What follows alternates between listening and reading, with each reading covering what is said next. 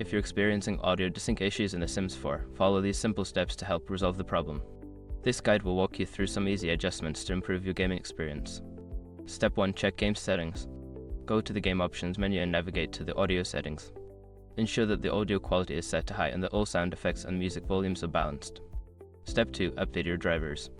Make sure your audio drivers are up to date.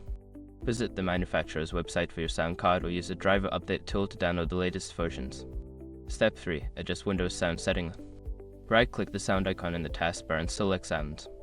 Under the Playback tab, select your audio device, click Properties, and then go to the Advanced tab. Change the default format to a low sample rate and bit depth. Step 4. Disable background applications.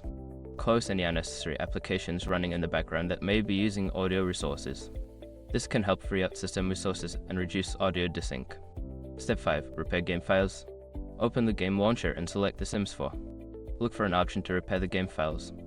This can fix any corrupted files that may be causing audio issues.